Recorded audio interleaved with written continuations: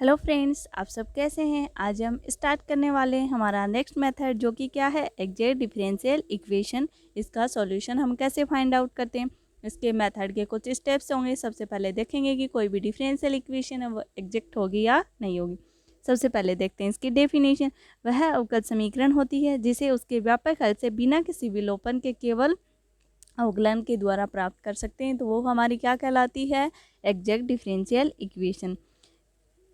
जो exact differential equation होगी वो किस टाइप से एग्जिस्ट करनी चाहिए, एम डी एक्स प्लस का N D Y equal to क्या होना चाहिए, जीरो। तभी वो इक्वेशन क्या होगी हमारी, यथार्थ अवकल समीकरण। यानी कि M D X plus N D Y equal to क्या होना चाहिए, जीरो।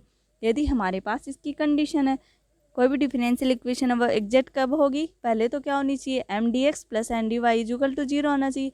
और ये एग्जैक्ट कब होगी, ये एग्जैक्ट जब होगी जब डेल एम अपॉन में डेल वाई इक्वल टू क्या होना चाहिए आपके पास, डेल एन अपॉन में डेल एक्स। यानी कि डेल एम अपॉन में डेल वाई इक्वल टू क्या होना चाहिए, डेल एन अपॉन में डेल एक्स। इसका मेथड क्या है, सबसे पहली स्टेप क्या होगी, हम निकालेंगे U X comma Y. U है वो एक्स कोमा वाई का फंक्शन होगा, जहाँ पे वाई क्या ट्रीट करेगा, कॉन्स्टेंट की तरह। तो हम क्या करेंगे, इंटीग्रेशन एम डी एक्स। सबसे पहले m का इंटीग्रेशन करेंगे dx के रिस्पेक्ट में। यहाँ पे y क्या होगा हमारे पास, कांस्टेंट होगा। y क्या होगा, कांस्टेंट होगा हमारा। उसके बाद निकालेंगे हम डेल u अपॉन में डेल y, जिससे हमारे पास जो y है उसका क्या हो जाएगा, डिफरेंशिएशन, और x का फंक्शन बचेगा। उसके बाद थर्ड जो स्टेप है उसमें क्या करेंगे, n माइनस का डेल u अपॉन में डेल y।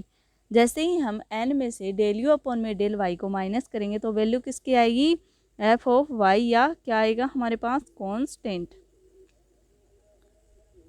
फिर क्या निकालेंगे हम, वी वाई इक्वल टू क्या होगा, integration N minus del U upon में del Y into D Y. यानी कि वी वाई इक्वल टू क्या आएगा, integration N minus del U upon में डेल वाई डी वाई। क्या वैल्यू आएगी हमारे पास, वी वाई की इंटीग्रेशन करेंगे किसका, जो हमने ऊपर निकाला क्या, N minus del U upon में डेल वाई। इसका इंटीग्रेशन किसके रेस्पेक्ट में करना है आपको, डी वाई के रेस्पेक्ट में करना है। फिर हमारे पास इसका जनरल सॉल्यूशन आएगा, जो क्या हो जाएगा, U X comma Y plus का वी वाई इक्वल टू क्या आ गया आपके पास, सी।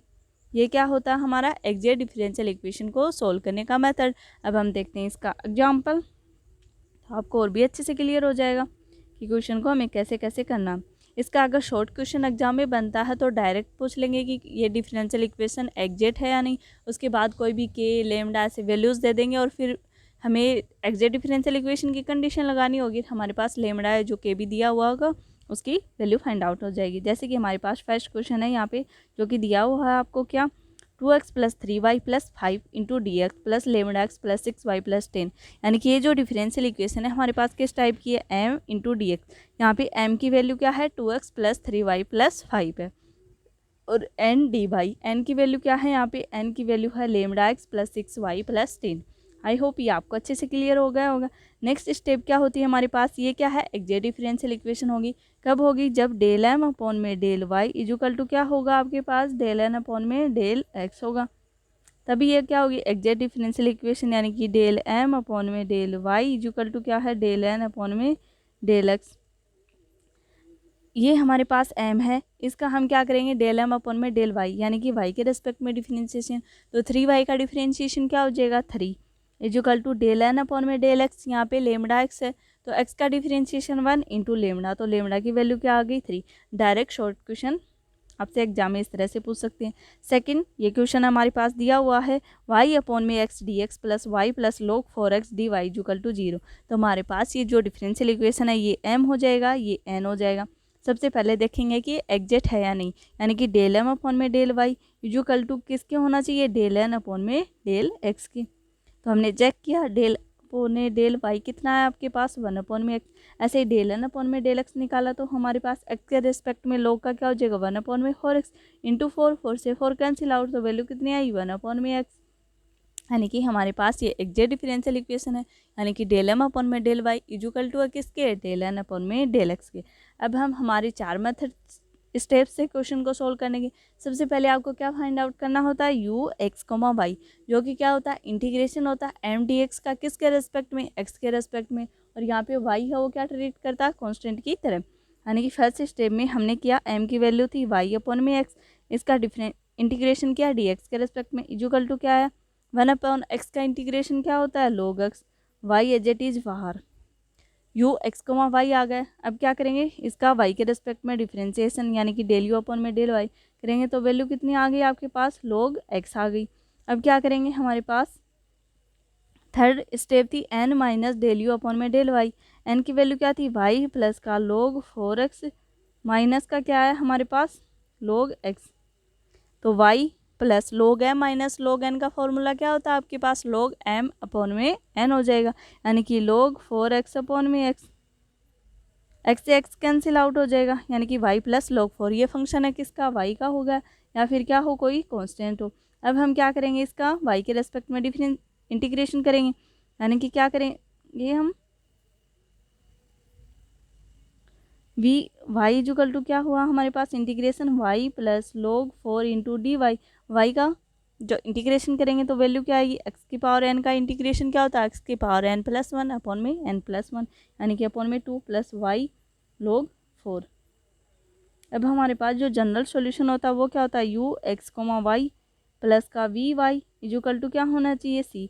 अब हमने यू एक्स वाई कितना देखा था ऊपर, तो हमने यू एक्स वाई की वैल्यू क्या फाइंड आउट की थी वाई log x, यहाँ पे पुट कर देंगे Y log x plus V Y की वैल्यू क्या आई आपके पास वाई स्क्वायर अपॉन में 2 प्लस का Y log 4 equal to c।